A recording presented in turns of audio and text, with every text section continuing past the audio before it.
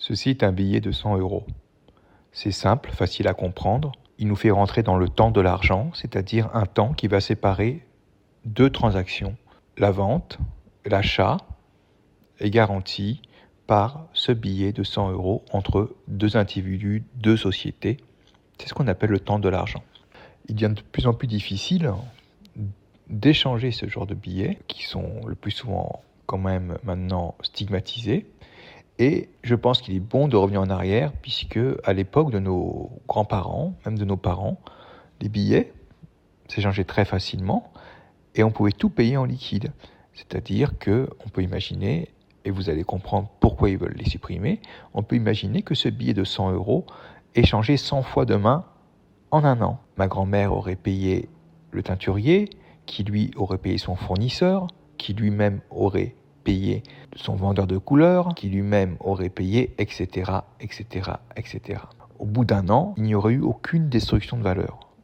Les 100 euros, un an plus tard, nonobstant l'inflation, naturellement, mais il n'y a pas de destruction de valeur, ce billet vaut toujours 100 euros. Pourquoi veulent-ils imposer les monnaies numériques et supprimer l'argent liquide ?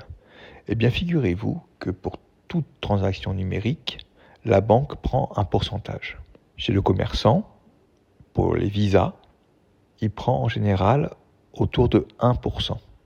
La banque prend autour de 1%. Si tout est digitalisé, il y aura forcément un prix pour cet argent. On est vraiment là dans de l'usure.